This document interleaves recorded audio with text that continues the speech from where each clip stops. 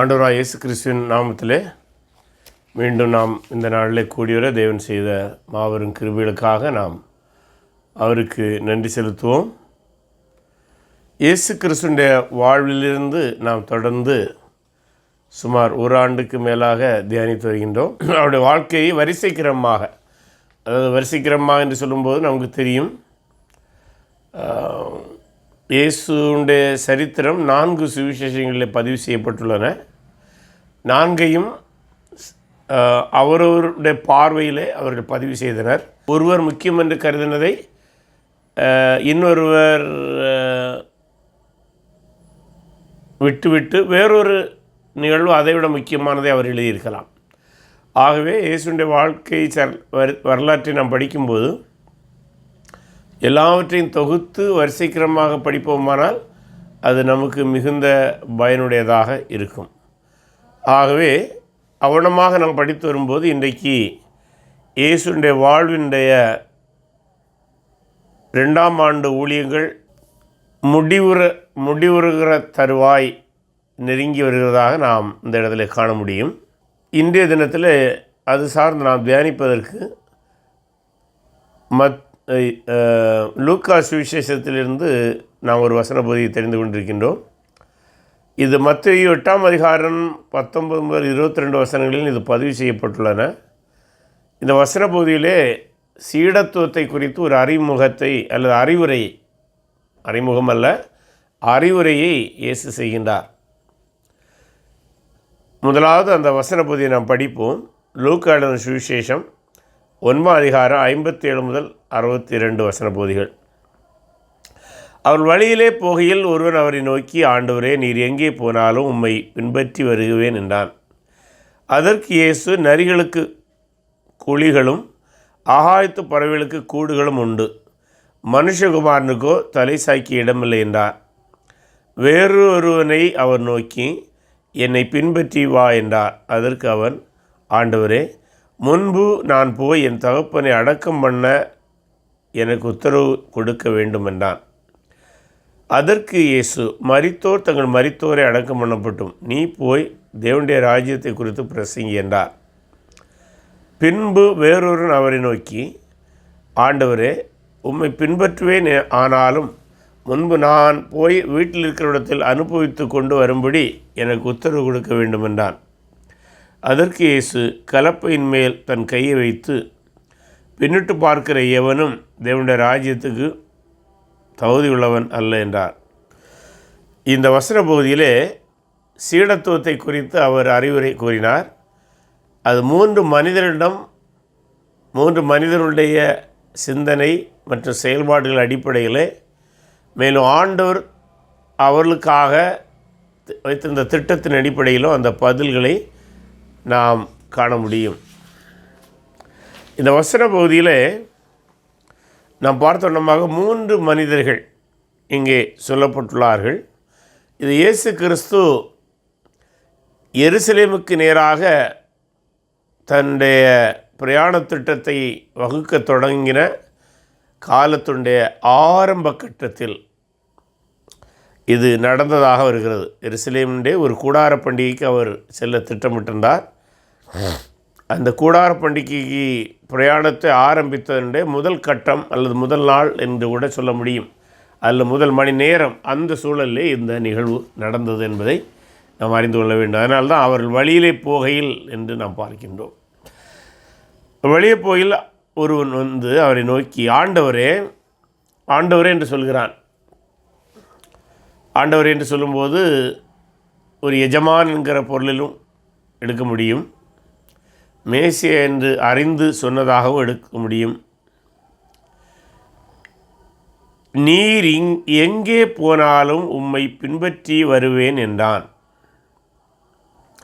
அதாவது இங்கே அவனுடைய பேச்சை கவனிப்போமானால் அவன் முழுவதுமாக தன்னை அர்ப்பணித்தவனைப் போல பேசுகின்றான்.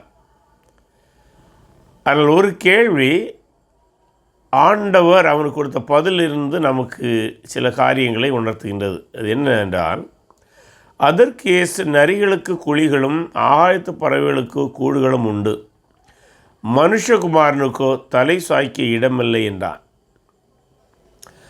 அதாவது அவன் வர விரும்பினவனுக்கு இவர் கொடுத்த பதில் ஏற்புடையதாக அல்லது ஏன் அப்படி கொடுத்தார் என்கிற ஒரு கேள்வி எழலாம் நமக்கு. அதற்கு அறிஞர்கள் கூறுகிற பதில், அவனுடைய நோக்கத்தை அவர் அறிந்தார் அல்ல அறிந்திருந்தார்.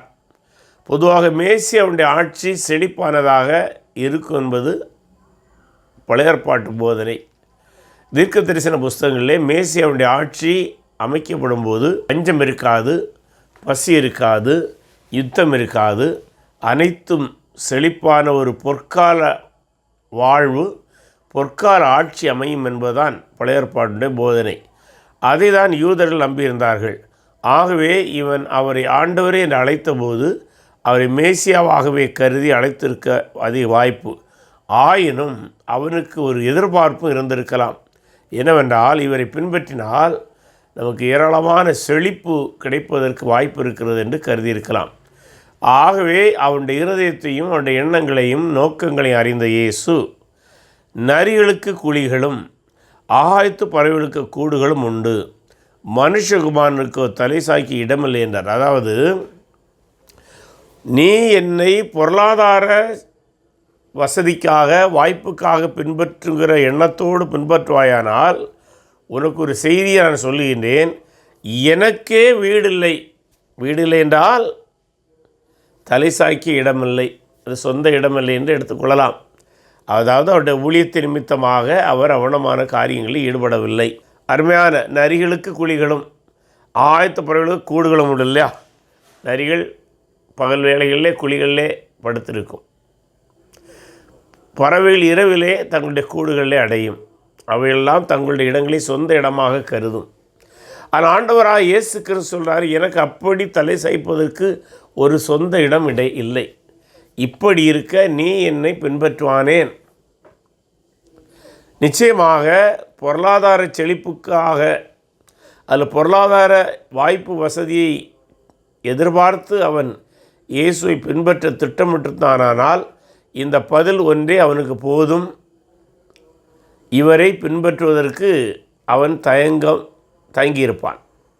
ஆனால் அது குறித்த முழு விவரங்கள் அங்கே சொல்லப்படவில்லை. அதாவது, இந்த மனிதனோடு இயேசு செய்த உரையாடலிருந்து ஆண்டவராக இயேசு கிறிஸ்து அந்த மனிதனுக்கும் நமக்கு உணர்த்துகிற ஒரு செய்தி என்னவென்றால், என்னுடைய நிலை இப்படி இருக்கையில் பொருளாதார செழிப்புக்காக மட்டும் நீ என்னை பின்பற்றுவாயானால் நீ ஏமாந்து போவாய். அல்லது இப்போது நான் அதை கொடுக்க முடியாது. நிச்சயமாக அவர் ஆட்சி அமைப்பார், அப்போது அந்த செழிப்பு இருக்கும். ஆனால் இப்போது இயேசு எங்கே போகிறார்? எருசலேமுக்கு போகிறார். அது மட்டுமல்ல, இயேசுக்கு தெரியும் எருசலேமிலே அவர் பாடுபட்டு மரிக்க இருக்கிறார். அது இயேசுக்கு தெரியும். இத்தனை தெளிவாக அவர் இருக்கும்போது, ஒன்றும் அறியாத அப்பாவி போல ஒருவன் வந்து அவரை பின்பற்ற வரும்போது அவன் பொருளாதார அல்லது வசதி வாய்ப்பை தேடி வருபவனாக இருப்பாயினாயில் அது அவனுக்கு ஏமாற்றமாக இருக்கும். ஆக அவ்விதமான ஏமாற்றத்தை அவன் அடையக்கூடாது. அதே நேரம் ஒருவரை பின்பற்ற, குறிப்பாக ஒருவரை குருவாக நினைத்து பின்பற்றுவதாக இருந்தால் அவனுடைய வாழ்விலே அர்ப்பணம் தேவை, வீண் எதிர்பார்ப்போடு இருக்கக்கூடாது என்பதை வலியுறுத்துவதற்காக இந்த வார்த்தைகளை அவனிடம் சொன்னார். அதன் பின்பு இன்னொருவன், அதாவது 59வது வசனம், வேறொருவனை அவர் நோக்கி, இந்த இடத்துல முதல் மனிதன் அவன் இவரிடம் வந்து கேட்டான். இந்த 2வது நிகழ்வில் இவர் இன்னொருவனை நோக்கி என்னை பின்பற்றி வா என்றார். அதற்கு அவன், ஆண்டவரே, முன்பு நான் போய் என் தகப்பனை அடக்கம் பண்ண என உத்தரவு கொடுக்க வேண்டும் என்றார். அதற்கு இயேசு, மரித்தோர் தங்கள் மரித்தோரை அடக்கம் பண்ணட்டும், நீ போய் தேவனுடைய ராஜ்யத்தை குறித்து பிரசங்கி என்றார். இது கொஞ்சம் கவனமாக விளக்கப்பட வேண்டிய ஒரு வசன பகுதி. சில நுட்பமான வார்த்தை பதங்கள் அங்கே இருக்கின்றன. ஆகவே பல வேளைகளிலே இந்த வசன பகுதியை பலர் தவறாக புரிந்து கொண்டதும் உண்டு, போதிப்பதும் உண்டு, பிரசங்கிப்பதும் உண்டு. ஆக கவனமாக நாம் கற்றுக்கொள்ள வேண்டிய ஒன்று, பல வேளைகளிலே நண்பர்கள் நம்மிடம் கேட்கிற கேள்வி, தகப்பன் மரித்திருக்கும் போது தகப்பனையே சென்று பார்க்கக்கூடாது என்று சொன்ன இயேசு எப்படி அன்புள்ளவராக இருக்க வேண்டும், அல்லது தகப்பனுடைய அன்பை அவர் எப்படி உணர்ந்தவராக இருக்க வேண்டும் என்கிற ஒரு கேள்வியை பரவலாக கேட்பார். என்னிடம் பலர் இந்த வசன பகுதியை சுட்டி காட்டி அப்படி கேட்டிருக்கிறார்கள். முதலாவது, அது ஒரு தவறான பார்வை. ஏனென்றால் மேலோட்டமாக இந்த வசன பகுதி அப்படி ஒரு தோற்றத்தை ஏற்படுத்தலாம். என்ன தோற்றம்? அவனுடைய தகப்பன் மரித்து வீட்டில் இருப்பது போலும், இவன் வந்து ஆண்டவர் கூப்பிட்ட போது அவன் அதற்கு பெர்மிஷன் கேட்டு அனுமதி கேட்டு ஆண்டவர் கொடுக்காத போலும் ஒரு தோற்றம் ஏற்படலாம். ஆனால் இதை குறித்து பல கருத்துக்கள் இருக்கின்றன. ஒன்று மட்டும் நிச்சயம், அவனுடைய தகப்பனார் இன்னும் மரித்து போகவில்லை என்றால் இந்த நிகழ்வு நடக்கும்போது அவர் சடலமாக இருக்கவில்லை. அப்படி புரிய வேண்டும். அதாவது இந்த உரையாடல் நடக்கும்போது அவர் மரித்து சடலமாக அவர் வீட்டிலோ இல்லை. அப்படியானால் வேறு சாத்தியம் என்ன என்று சொல்லும்போது நன்றாக புரிந்து கொள்ளுங்கள். அவர் மரித்து சடலமாக அவருடைய சரீரம் வீட்டில் இல்லை. ஒன்றில் அவர் உயிரோடு இருந்திருக்க வேண்டும், அல்லது மரித்து சில காலங்களாக இருக்க வேண்டும். இந்த ரெண்டு தான் சாத்தியம். அந்த சூழலில் தான் இந்த உரையாடல் நடக்கிறது. ஏனென்றால் யூத கலாச்சார பின்னணியில் இதை புரிந்தால்தான் இந்த வசன பகுதியை நாம் சற்று குழப்பமில்லாமல் புரிய முடியும். ஆகவே ஒன்று, சிலருடைய கேள்வி, மரித்த தந்தைக்கு அடக்கம் செய்ய அனுமதி கேட்டானா? அதாவது தந்தையுடைய சரீரம் மரணமடைந்து சடலமாக உயிர் பிரிந்த நிலையில் வீட்டில் இருப்பது போன்று உள்ள சூழலில் இயேசு அழைத்து, இல்லை நான் என்ற தகப்பனுடைய சரீரத்தை அடக்கம் பண்ணிவிட்டு வருகிறேன் என்று அனுமதி கேட்டானா என்று கேட்டால், நிச்சயமாக நாம் ஏற்கனவே பார்த்த வண்ணமாக அதுக்கு சாத்தியமில்லை. அப்படியானால் ஆண்டவர் ஏன் மரித்தோரை அடக்கம் பண்ணப்பட்டு என்று சொன்னார்? இன்னொன்று, சடலமாக ஒருவேளை அவனுடைய தந்தையுடைய சரீரம் இருந்திருக்குமானால் நிச்சயமாக இயேசு அவனை அனுப்பியிருப்பார். இன்னும் சொல்ல போனால் இயேசுவே அங்கே சென்று அவனுக்கு உயிரை கொடுத்திருப்பார். அவனுடைய தந்தையை உயிரோடு எழுப்பியிருப்பார். ஆகவே அவருடைய தந்தை சரீரம் இப்போது சடலமாக இருக்கவில்லை. அது மட்டும் தெளிவாய் தெரிகிறது. ஏனென்றால் அவர் பலருக்கு உயிரை கொடுத்தவர். அப்படியானால் இந்த முதலாவது கருத்தின்படி இவனுடைய தந்தை ஒருவேளை இறந்து ஒரு சில நாட்கள் ஆகியிருக்கலாம். அந்த ஒரு சில நாட்களான நிலையில் பொதுவாக யூதர்கள் 7 நாட்கள் வரை துக்கம் அனுசரிப்பார்கள். 7 நாட்கள் வரை தீட்டுள்ளவர்களாய் கருதப்படுவார்கள். அந்த சூழ்நிலையில் இந்த உரையாடல் நடந்ததா என்கிற ஒரு கேள்வியை சிலர் கேட்பார்கள். மேலும் ஒருவேளை இந்த வார்த்தை பதத்தை நேரடியாக நாம் எடுத்துக்கொண்டு அவருடைய தந்தை சடலமாகவே இருப்பதாக எடுத்துக்கொண்டால் கூட, இவன் போய் அடக்கம் செய்துவிட்டு இயேசுவை பின்பற்றி வருவதற்கு 7 நாட்கள் ஆகிவிடும். அதற்குள்ளாக இயேசு வெகு தூரம் சென்றிருக்க வாய்ப்புண்டு. ஆகவே இந்த சீடன் பின்தங்கி விடுவான். மேலும் 2வதாக இவரை தேடி கண்டுபிடிப்பதும் கடினமாக போயிருக்கும். ஆகவே இதை தவிர்ப்பதற்குத்தான் உடனடியாகவே அவனை அனுமதிக்காமல் அழைத்தார் என்கிற ஒரு பார்வை சிலர் வைப்பார்கள். ஆனால் அது சாத்தியமில்லை என்பதுதான் உண்மை. ஏனென்றால் நாம் ஏற்கனவே பார்த்தோன்னமாக சரீரம் சடலமாக இருக்குமானால் இயேசுவே அங்கே சென்று அந்த துக்கத்தில் கலந்திருப்பார். அந்த மனிதனை உயிரோடு எழுப்பியிருக்க அவரால் முடியும். இவனை அனுமதித்திருப்பார். ஆகவே நிச்சயமாக தந்தையுடைய சரீரம், அந்த மனிதனுடைய தந்தையுடைய சரீரம் இப்போது சடலமாக இல்லை. அப்படியானால் 2வது கருத்து என்ன என்று சொல்லும்போது, தந்தை ஒருவேளை மரண தருவாயில் இருந்திருக்கலாம். மரண தருவாயில் இருக்கும்போது சில வேளை இன்று மரித்து விடுவார், நாளை மரித்து விடுவார் என்கிற ஒரு எண்ணம் இருந்திருக்கலாம். அப்படி மரித்து போன பின்பு அடக்கம் செய்துவிட்டு வருகின்றேன் என்கிற ரீதியிலே அவன் பதில் கொடுத்திருக்கலாம் என்று சொல்லுவது உண்டு.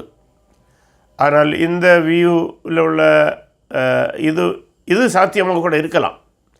ஆனால் ஒன்று, ஏன் அதன் பின்பு மரண தருவாயில் இருக்கிற தந்தையை மரித்த பின்பு அடக்கம் செய்வதற்கு அனுமதிக்காமல் இயேசு ஏன் அழைத்தார்ங்கிற ஒரு கேள்வி எல்லாம்.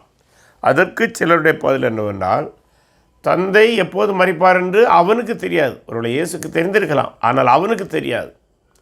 மேலும் மரணத்தருவாயில் இருக்கிறோம் என்று நாம் ஒரு கருதுகிறபடினால் மட்டும் அன்றோ மறுநாளோ நாளை மறுநாளோ ஒருவன் மரித்துவிட மாட்டார். மரணத்தருவாயில் இருக்கிறார் என்று பல வேளைகளில் டாக்டர்கள் ஒரு சில மணி நேரம்தான் உயிர்ப்பார்கள் என்று சொன்ன மனிதர்கள் கூட பல நாட்கள், பல மாதங்கள், பல ஆண்டுகள் வாழ்ந்ததாக மருத்துவ செய்திகளிலே நாம் கேட்டிருக்கின்றோம், படித்திருக்கின்றோம். ஆகவே மரித்த பின் அடக்கம் செய்துவிட்டு வருகிறேன் பர்மிஷன் அனுமதி கேட்குற ஒருவன் தந்தை மரிப்பது தாமதமானால் இயேசுக்கு பணி செய்வதற்கான வாய்ப்பு அவனுக்கு இல்லாமல் போய்விடும். ஆகவே இயேசு ஒருவேளை அறிந்திருப்பார், இவனுடைய தந்தை உடனடியாக மரிக்க மாட்டார், இவர்கள் ஒருவேளை மரணத்தருவாயில் அவர் இருக்கிறார் என்று கருதினால் கூட அவர் இப்போது மரிக்கக்கூடியவர் அல்ல என்பதை இயேசு அறிந்து, மரித்தோர் அடக்கம் செய்யட்டும், அவர் மரித்து போனால் அவர் அடக்கம் பண்ணுறதுக்கு அங்கே ஆட்கள் உண்டு, ஆகவே நீ என்னை பின்பற்றி வா என்று அவனை வலியுறுத்தி இருக்கலாம். அது இயேசுடைய முன்னறிவின் அடிப்படையில் அவனுடைய தந்தை மரிப்பதற்கு இன்னும் காலங்களாகும். ஆகவே அதை காரணம் காட்டி நீ கர்த்தருடைய பணியை அல்லது ராஜ்யத்தின் பணியை செய்வதை தாமதிக்க வேண்டாம் என்கிற ரீதியிலே இயேசு பதில் கொடுத்திருக்கலாம். அது ஒன்று. மூன்றாவது ஒரு கருத்து இருக்கிறது. இந்த மூன்றாவது கருத்தும் ஏகதேசம் இந்த ரெண்டாவது கருத்தோடு ஒத்துப்போவதுதான். ஆனால் அது வேறொரு கோணத்தில் அவன் பேசியதாக இருக்கலாம். அது என்னவென்றால், இதிலும் மரணத்தருவாயில் அவனுடைய தந்தை இருந்திருக்கலாம். பொதுவாக யூத சமூகத்தில் ஒரு வழக்கம் உண்டு. அது என்னவென்றால், தங்களுக்கு அன்பான ஒருவர் மரித்து போகும்போது அவரை தன்னுடைய மடியில் வைத்து அந்த மரித்து உயிர் போன உடனடியாக அந்த கண்களை மூடுகிற ஒரு சடங்கு என்று சொல்வதா அல்ல சம்பிரதாயம் என்று சொல்வதா என்று தெரியவில்லை. அதை நீங்கள் எப்படி புரிந்தாலும் உங்களுக்கு புரிகிறனமாய் புரிந்து கொள்ளுங்கள். அதை யூதர்கள் செய்வது வழக்கம். அதாவது ஒருவர் மரித்து போகின்றார் என்று அறிந்த உடனடியாக அந்த உயிர் பிரியும் அந்த தருணத்தில் அவர்களை தங்களுடைய மடியில் வைத்து அந்த உயிர் பிரிந்தவுடன் அந்த கண்களை மூடுவார்கள். அதை அவர்கள் பெரிய பாக்கியமாகவும் அதை ஒரு பெரிய கடமையாகவும் தங்களுடைய அன்பின் வெளிப்பாடாகவும் அவர்கள் கருதுவதுண்டு. ஆகவே தன்னுடைய தந்தை மரித்து போகிற சூழலில் அந்த கடமையை செய்வதற்கு இவன் வாஞ்சித்து அதை செய்வதற்கு அவர் விரும்பியிருக்கலாம். அதனால்தான் ஆண்டவர் அழைத்தோடனே அவன் ஒரு சாக்கு போக்கு சொன்னதாக இருக்கலாம். இங்கேயும் ஆண்டவருக்கு ஒருவேளை தெரியும், அவனுடைய தந்தை உடனடியாக மரிக்க மாட்டார் என்பதை அறிந்ததனால மரித்தோர் அடக்கம் பண்ணப்பட்டும் நீ ராஜ்யத்தினுடைய பணியை செய் என்று சொல்லியிருக்கலாம். அதுவும் சாத்தியமான ஒன்றாகத்தான் இருக்கிறது. அதாவது குருவை நேசித்து குரு கட்டளையிட்ட பணியை செய்வதுதான் முக்கியமே தவிர உலக ஆசாபாசங்கள் தேவைத்தான் ஒரு அளவிலே. அதை பைபிள் எங்கேயுமே தடை செய்யவில்லை. ஆனால் உலக ஆசாபாசங்கள் தேவனுடைய ராஜ்ய பணியை செய்வதற்கு ஒரு சாக்கு போக்காக ஆகிவிடக்கூடாது.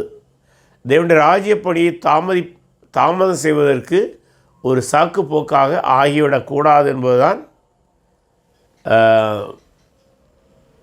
தேவனுடைய பதிலாக இங்கே இருக்கிறது. அதுபோல் இன்னொரு கோணத்திலும் சில அறிஞர்கள் இந்த நிகழ்வை அணுகுகின்றார்கள். அது நான்காவது கருத்து என்று வைத்துக்கொள்ளலாம்.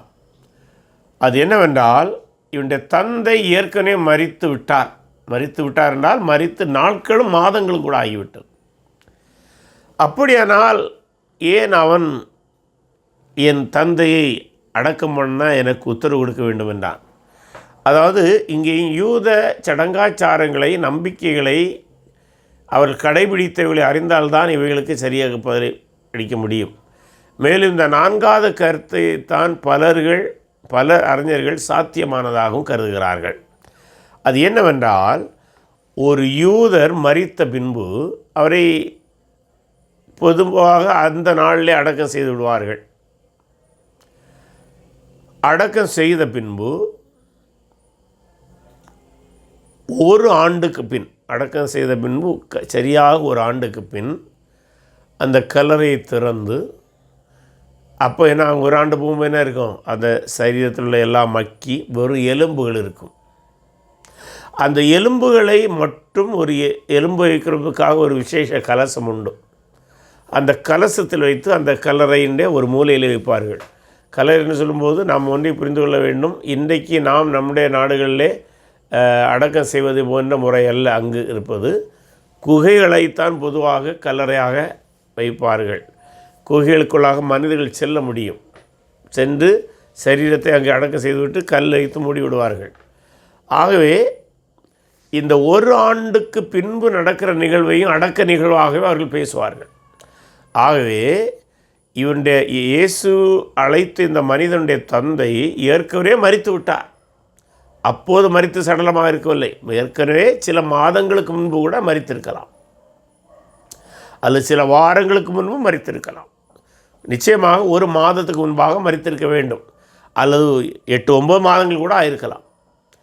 ஆனால் அவன் ஆண்டவர் இப்போது அழைக்கும் போது அவன் நினைக்கிறான், இன்னும் 1 மாதம் போனால் அல்லது 2 மாதம் போனால் அப்பாவுக்கு ஆண்டு வந்துடும். அப்பாவுடைய ஆண்டு வரும்போது கல்லறையை திறந்து அந்த எலும்பெல்லாம் எடுத்து பத்திரப்படுத்தி வைத்து என்னுடைய கடமையை முடித்து விட்டு நான் வரலாம், ராஜ்யத்தின் பணிக்கு உம்மோடு வருகிறேங்கிற ரீதியில் அவன் பேசியிருக்க வேண்டும். அதனால்தான் ஆண்டவர் சொல்லார், அதாவது அந்த சூழலை ஏற்கனவே தந்தை மரித்ததாக இருக்குமானால், நான் நம்முடைய வார்த்தையில் பேசுகிறேன், ஏப்பா இப்படி கர்த்தருடைய ராஜ்யத்தின் பணியை தாமதிக்க செய்கின்றாய்? உன்னுடைய அப்பா ஏற்கனவே மரித்தாகிவிட்டதல்லவா, அடக்கமும் செய்தாகிவிட்டதல்லவா, மாதங்களும் சென்று விட்டதல்லவா, இனிமேல் அந்த எலும்புகளை வைக்கிற அந்த சடங்கை மரித்தோர்கள் செய்வார்கள். அதாவது மரித்தோர்கள் என்றால்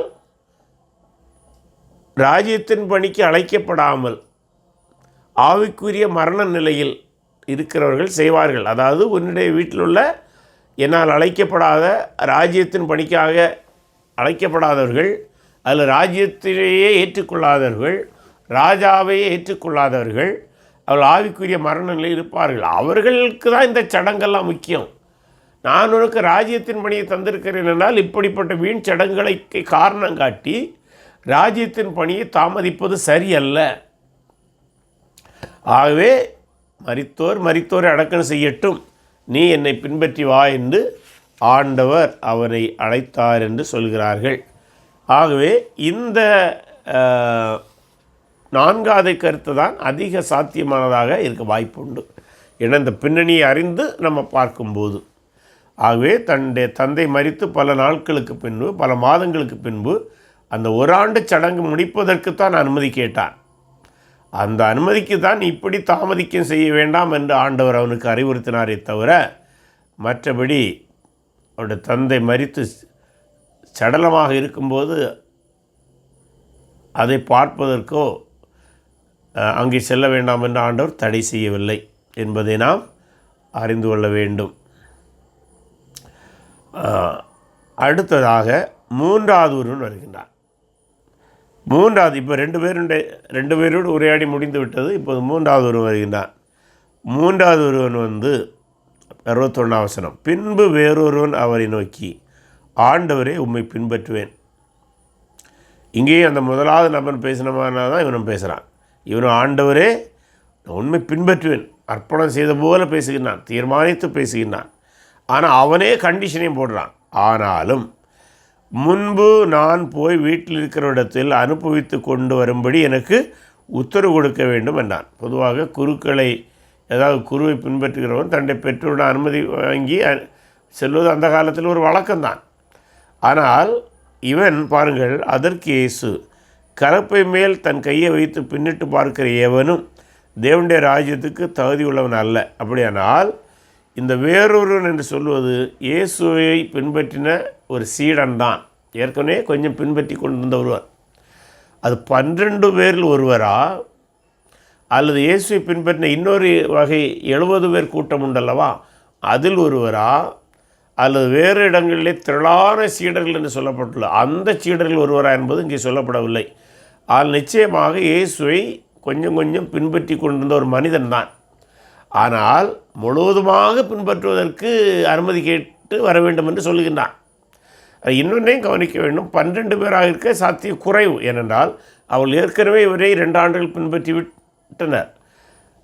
ஒருவேளை இது அந்த 70 பேரில் ஒருவராக இருக்கலாம். அவ்வப்போது பின்பற்றுவதும் ஆண்டவர் கொடுத்த பணிகளை செய்வதும் இருக்கிற ஒருவன். அப்படிப்பட்டவனுக்கு தான் முழு அனுமதி தேவை.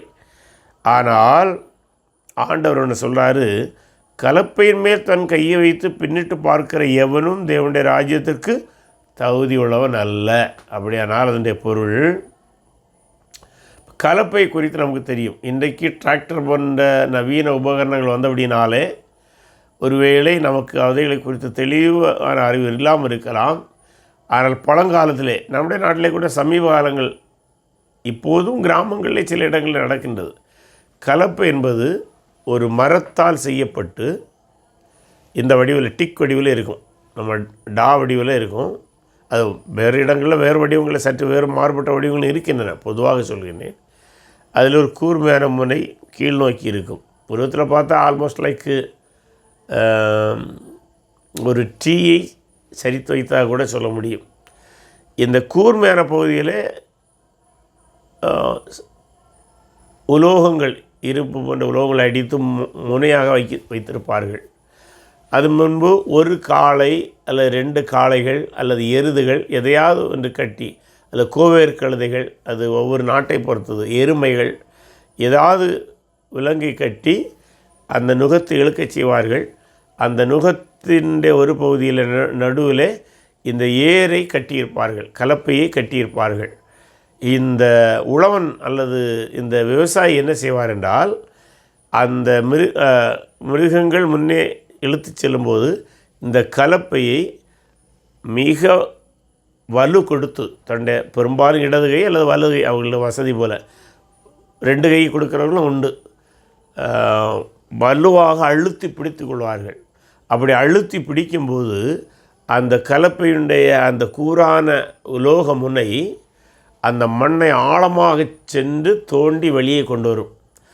அவ்வளமாக ஆழமாக தோண்டும் போது தான் அதில் பிற்காலத்திலே செய்யப்படுகிற பயிரானது அதிக விளைச்சலை, ரொம்ப ஆழமாக சென்று வேர் ஊன்றி அங்கிருக்கிற தாது பொருள்கள் எடுத்து நல்ல விளைச்சலை தரும்.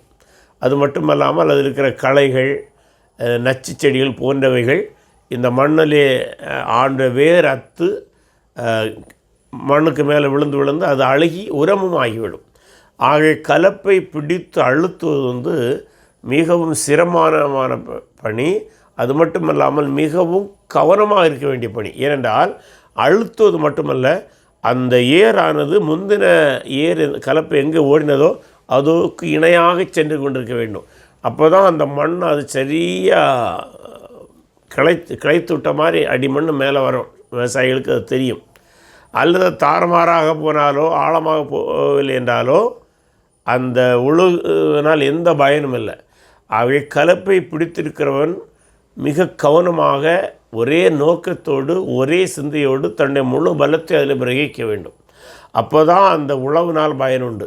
ஆகவே நீ என்னை பின்பற்றி வந்து கொண்டிருக்கிற உனக்கு திடீரென்று வீட்டு பாசம் வந்து விட்டதென்றால் நீ எப்படி ராஜ்யத்தின் பணியை முழு மனதோடு செய்ய முடியும்? ஆகவே நீ முழு மனதோடு இல்லை என்பதை அவனுக்கு வலியுறுத்தவும், மேலும் நீ முழு மனதோடு பணி செய்ய வேண்டும். ராஜாவின் பணியை, ராஜா கட்டளையிட்ட பணியை, ராஜ்யத்தின் பணியை முழு மனதோடு செய்ய வேண்டும் என்கிற அந்த நோக்கத்தில் அவர் அவனிடம் அதை சொல்லுகின்றார். ஆகவே இந்த 3வது மனிதனோடு அவர் கொடுத்த அந்த பாடம் என்னவென்றால், சீடனாக இருக்கின்றவன் முழு மனதோடு அதில் ஈடுபட வேண்டும். பின்னால் உள்ள சிந்தனையும் முன்னால் உள்ள சிந்தனையுமாக வாழக்கூடாது. இல்லை, வீட்டு சிந்தனையும் ராஜ்ய பணியும் இருக்கும்போனால் எப்படி செய்ய முடியும்? பல வேளைகளில் பிள்ளைகள் படிக்க போகும்போது, கல்லூரிக்கு போகும்போது படிப்பில் அதிக கவனம் செலுத்த மாட்டாங்க. வீட்டு சிந்தனையே வந்துருக்கும், அவங்க வீட்டுக்கே வந்துடுவாங்க. அது போன்ற ஒரு சூழலை தான் இது. ஆகவே அப்படி இருக்கக்கூடாது. எந்த பணியில் ஈடுபடுகின்றாயோ, குறிப்பாக ராஜா கொடுத்த பணியிலே, ராஜ்யத்தின் பணியிலே நீ முழு மனதோடு இருக்க வேண்டும் என்பதை அவனுக்கு கற்றுக் கொடுக்கின்றார்.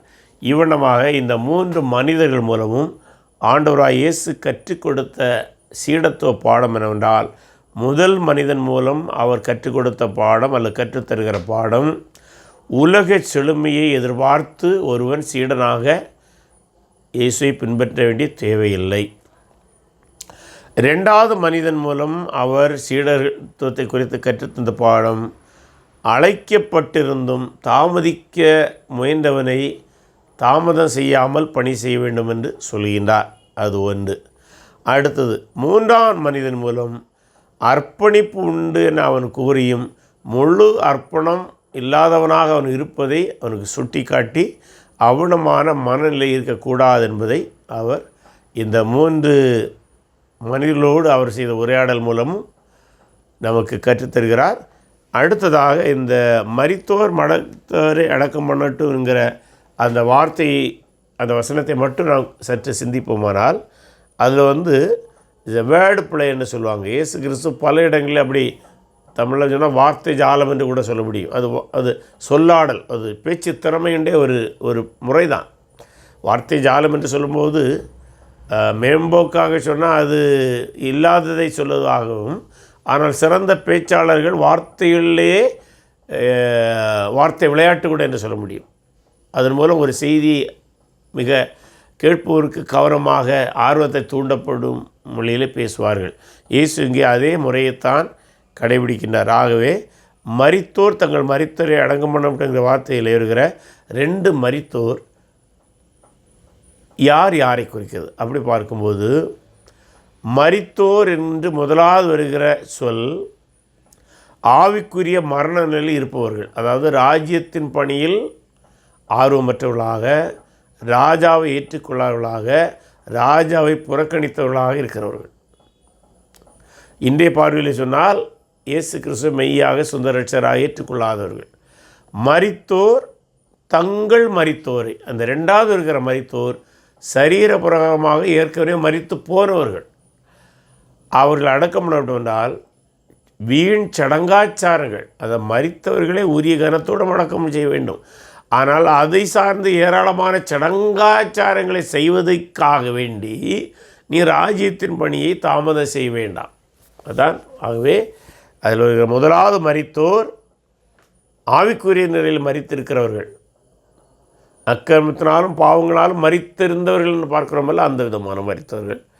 தங்கள் மரித்தோர் என்று சொல்லும்போது தங்களிடம் இருந்து மரித்து போனவர்களை அடக்கம் பண்ண விட்டும், சடங்காச்சாரங்களை செய்யட்டும், நீ என்னை பின்பற்றி வா என்று சொல்கிறார். இவ்வளமாக இந்த வசன பகுதியை அவர் பேசி முடிக்கின்றார். அது மட்டுமல்ல, இதை தொடர்ந்து அவர் மீண்டும் அவருடைய எருசலேம் பயணத்துக்கான திட்டங்கள் எடுக்கிறார். இப்போதும் அவர்கள் கலிலேய பகுதியிலே அவருடைய வீட்டிலே தான் இருக்கின்றார்கள். அடுத்ததாக அந்த நிலையிலே அங்கே ஒரு உரையாடல் இவருக்கும் இவருடைய சகோதரர்களுக்கும் மத்தியில் நடக்கிறது. அதை நாம் யோவான் எழுதின சுவிசேஷம் 7ஆம் அதிகாரத்திலே நாம் பார்க்க முடியும். யோவான் எழுதின சுவிசேஷம் 7ஆம் அதிகாரம் 2 முதல் 9 வசனத்திலே நாம் இதை பார்க்க முடியும். யூதருடைய கூடார பண்டிகை சமயமாக இருந்தது. அப்பொழுது அவருடைய சீஷர் அவரை நோக்கி, நீ செய்கிற கிரியைகளை உடைய சீஷர்களும் பார்க்கும்படி இவ்விடம் விட்டு யூதேயாவுக்கு போம். பிரபலமாக இருக்க விரும்புகிற எவனும் அந்தரங்கத்தில் ஒன்றையும் செய்ய மாட்டான். நீர் இப்படிப்பட்டவளை செய்தால் உலகத்துக்கு உம்மை வெளிப்படுத்தும் என்றார்கள். அவருடைய சகோதரர் அவரை விசுவாசியாதபடியால் இப்படி சொன்னார்கள். இயேசு அவர்களை நோக்கி, என் வேலை இன்னும் வரவில்லை, உங்கள் வேலையோ எப்பொழுதும் ஆயத்தமாக இருக்கிறது. உலகம் உங்களை பகைக்க மாட்டாது, அதன் கிரியைகள் பொல்லாதவளாக இருக்கிறது என்று நான் சாட்சி கொடுக்கிறபடினாலே அது என்னை பகைக்கிறது. நீங்கள் இந்த பண்டிகைக்கு போங்கள், என் வேலை இன்னும் வராதபடியினால் நான் இந்த பண்டிகைக்கு இப்பொழுது போகிறதில்லை என்றார். இவைகளை அவருடனே சொல்லி பின்னும் கலிலேயாவிலே தங்கினார். ஆகவே அவருடைய பிரயாணத்திலே எருசலேமுக்கு அவர் பிரயாணத்துக்கு திட்டமிட்டு அந்த வழி ஆரம்பித்தார். அவருடைய வீட்டிலே ஒரு சிறு தாமதம் ஏற்படுகிறது. இந்த காலகட்டத்தில் தான் அவருடைய சீடர்கள் அல்ல, அவருடைய சகோதரர்கள், சொந்த சகோதரர்கள் அவரை விசுவாசிக்கவில்லை, அதாவது அவரை மேசியா என்று ஏற்றுக்கொள்ளவில்லை. ஆனாலும் இவருடைய புகழ் வெளிச்சத்தை கண்டு அவர்களுக்கு பொறாமை கூட இருந்திருக்கலாம் என்று சில அறிஞர்கள் சொல்கிறாங்க. அல்லது ஏளனமாக கூட சொல்லியிருக்கலாம். சொல்கிறாங்க, நீங்கள் என்னப்போ எருசலேமில் போய் இதெல்லாம் செய், அங்கே தான் நீ பிரபலமாகணும், அங்கே போய் செய்யணும் என்று சொல்கிறார்கள். இயேசு அவருடைய எண்ணங்களை அறிந்திருக்கலாம். நீங்கள் போங்க, எனக்கான வேலை இன்னும் வரவில்லை. அதாவது நான் எருசலேமுக்கு எப்போ போக வேண்டும், என்ன செய்ய வேண்டுங்கிற வேலை எனக்கு தெரியும், அப்போது நான் வருவேன். சிலர் இந்த இடத்துல சொல்கிறாங்க, அவருடைய பிரயாண திட்டத்தை குறித்து அவர் பேசினது போல பேசினாலும் அவர் இன்னொரு கோணத்தில் என் வேலை இன்னும் வரவில்லை என்பது அவருடைய மரண வேலையை அவர் குறிப்பதாக இருக்கலாம். அல்லது இந்த உரையாடலில் அவர்கள் அவரை ராஜா என்று அறிவிப்பதை சொன்னார்கள்வா, ஆகவே தன்னை ராஜாவாக அறிவிப்பதற்கான வேலை இன்னும் வரவில்லை என்று சொன்னதாக இருக்கலாம். ஒருவேளை இந்த மூன்றை மனதில் வைத்து கூட அவர் சொல்லியிருக்கலாம். என்னென்னால் இந்த கருத்து என் வேலை இன்னை வரவில்லை என்பது இந்த இடத்துல மூன்றுக்கும் பொருந்தக்கூடியதாக இருக்கிறது. ஒன்று, அவருடைய பிரயாண திட்டத்துக்கு பொருந்தக்கூடியதாக இருக்கிறது. ரெண்டாவது, அவருடைய மரணத்தை குறித்ததான திட்டம் அவருக்கு தெரியும், அதற்கான வேலை இன்னும் வரவில்லை என்று சொன்னதாக இருக்கலாம். மூன்றாவது, ராஜ்யத்தை அமைப்பதற்கான வேலை, என இவர் தன்னை ராஜாவென்று சொல்கிறார் அல்லவா, அந்த ராஜ்யத்தை அமைப்பதற்கான வேலை இன்னும் வரவில்லை, இதை குறித்தும் அவர் சொன்னதாக கருதலாம். அதை அவருடைய சகோதரர்கள் எப்படி புரிந்து கொண்டார்கள் என்று தெரியாது, ஆனால் அவர் அதை அவனமாய் சொல்லுகின்றார். இதையடுத்து 10ஆம் வசனத்தை நாம் படிக்கும்போது, அவருடைய சகோதரர் போன பின்பு அவர் வெளியரங்கமாய் போகாமல் அந்தரங்கமாய் பண்டிகைக்கு போனார். அப்போ பண்டிகைக்கு போனார். இந்த போகிற வழியில் இன்னொரு நிகழ்வு நடந்தது. அதை நாம் எங்கே பார்க்கலாம் என்றால், லூக்கா எழுதின சுவிசேஷம் 9ஆவது அதிகாரம் 51 முதல் 56 வசன பகுதியிலே பார்க்க முடியும். லூக்கா எழுதின சுவிசேஷம் 9:51 தொடங்கி 56 முடிய. பின்பு அவர் எடுத்துக்கொள்ளப்படும் நாட்கள் சமீபித்த போது அவர் எருசலேமுக்கு போக தமது முகத்தை திருப்பி தமக்கு முன்னாக தூதரை அனுப்பினார். அவர்கள் போய் அவருக்கு இடத்தை ஆயத்தம் பண்ணும்படி சமாரியருடைய ஒரு கிராமத்திலே பிரவேசித்தார்கள். அவர் எருசலேமுக்கு போக நோக்கமாக இருந்தபடியினால் அவ்வூரார் அவர் ஏற்றுக்கொள்ளவில்லை. அதாவது இந்த சமாரியர்களுக்கும் இஸ்ரவேலுக்கும் யூதர்களுக்கும் ஒரு பிரச்சனை ஓடிக்கொண்டிருந்தது. அது எருசலேமில் உள்ள ஆலயத்தில் தொழுவதா, இந்த சமாரியர்கள் தங்களுக்கென்று ஒரு ஆலயத்தை கெரிசிய மலையிலே உண்டாக்கி அங்கே தங்களுக்கென்று ஆசாரிகளை வைத்து தங்களுக்கென்று தங்களுக்கென்று வேதம் என்று சொல்லும்போது அவர்கள் முதல் மோசேயுடைய ஆகமங்களை மட்டும் வைத்து இறைவனை அல்லது தேவனை வழிபட்டு வந்தார்கள். ஆகவே எந்த ஆலயம் பெரிதென்கிற ஒரு போராட்டம் அவர்களுக்குள்ளாக எப்போதுமே இருந்து கொண்டிருந்தது, அல்லது சச்சரவு இருந்து கொண்டது என்று கூட சொல்ல முடியும். அதனால்தான் அந்த சமாரிய ஸ்திரீ கூட என்ன கேட்பா, நீங்கள் அங்கே தொழுது கொள்ள வேண்டும் என்று சொல்கிறீர்கள், நாங்கள் இங்கே தொழுது கொள்ள வேண்டும் என்று சொல்லுவோம். அப்போ தான் சொல்வார், தேவனை எங்கும் தொழுது கொள்ளும் காலம் வந்திருக்கிறது என்று சொல்வார்.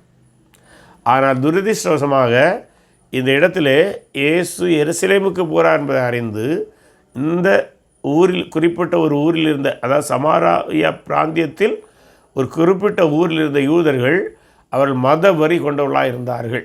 கெரிசேமுக்கு தான் போனோம், எருசலேமுக்கு போகிறவங்களும் அவங்களுக்கு கண்ட ஆகாது. ஆகவே இயேசுவை அந்த கிராமத்தில் அவர்கள் தங்க அனுமதிக்கவில்லை. ஆகவே அவரும் அவருடைய சீடர்களும் வேறு இடத்துக்கு போகிறார்கள். இங்கே நாம் கற்றுக்கொள்ள வேண்டிய இன்னொரு பாடம், யூதர்களும் அவருடைய சொந்த சகோதரர்கள் உட்பட அவரை நிராகரிக்கிறார்கள், சமாரியர்களும் அவர்களை நிரூபிக்கிறார்கள். ஏனென்றால் இவர்கள் அனைவருமே தங்களுடைய சுயநீதிகளை நிலைநாட்ட முயன்றார்கள். தங்களுடைய நீதிகளை நிலைநாட்ட முயன்று தேவன் கிறிஸ்து மூலம் தருகிற நீதியை, ராஜ்யத்தை புறக்கணித்ததை நாம் பார்க்கின்றோம். இந்த நிகழ்ச்சி நடந்தபோது உடனடி தான் 2 சீடர்களுக்கு கோபம் வருகிறது. யாக்கோபு யோவான் என்ன சொல்கிறாங்க பாருங்கள். அவருடைய சீசராய் யாக்கோபு யோவான் அதை கண்டபோது, ஆண்டவரே, எலியா செய்தது போல வானத்திலிருந்து அக்கினி இறங்கி இவர்களை அழிக்கும்படி நாங்கள் கட்டளையிட உமக்கு சுத்தமா என்று கேட்டார்கள். அவர் திரும்பி பார்த்து, நீங்கள் இன்ன ஆவியுள்ளவர்கள் என்பதை அறியீர்கள் என்று அதட்டி, மனுஷகுமாரன் மனுஷனுடைய ஜீவனை அழிக்கிறதுக்கல்ல ரட்சிக்கிறதுக்கே வந்தார். அதன் முன்பு அவர்கள் வேறொரு கிராமத்துக்கு போனார்கள். அதாவது இயேசு நியாயம் தீர்ப்பதுக்கு இப்போ வரல, இப்போதும் ரட்சிப்பதுக்காக வந்திருக்கின்றார். அவருடைய 2ஆம் வருகை நியாயம் தீர்க்கக்கூடியதாக இருக்கும். ஆகவே இப்போது அவர்களை நான் அக்கினினால் அழிப்பதில்லை, எலியா செய்தபோல் நான் செய்வதில்லை என இவர் கிருபை மிகுந்தவராக இருக்கின்றார், நீடிய கிருபையுடையவராக இருக்கின்றார். ஆனால் 2ஆம் வருகையில் நம்ம வெளிப்படுத்தல் புஸ்தகம் எல்லாம் படிக்கும்போது அங்கே அவர் அனைத்து பாவிகளையும் தண்டிப்பார். ஆனால் இப்போது கிருபையின் காலங்களாக இருக்கிறபடினாலும், ஆண்டவர் இன்னும் மரித்து அடக்கமுன்னோட்டு உயிர்த்தலாமல் இருக்கிறபடினாலும், மேலும் ராஜ்யத்தின் செய்தி அந்த தருணத்தில் அவர் ஒரு வாய்ப்பை கொடுக்கிறபடினாலும் அந்த சீடர்களுடைய கோபத்தை அவர் தணித்து பேசினார் என்பதை நாம் அறிந்து கொள்ள முடியும். இவனமாக ஆண்டோடைய பிரயாணம் இனிமேல் எருசலேமுக்கு நேராக போகிறது. அடுத்த நிகழ்வுகள் அனைத்தும் எருசலேம் மையமாக கொண்டதாக இருக்கும். கர்த்தருக்கு சித்தமானால் நாம் அடுத்த நிகழ்வுகளில் நாம் அதை குறித்து தியானிக்கலாம்.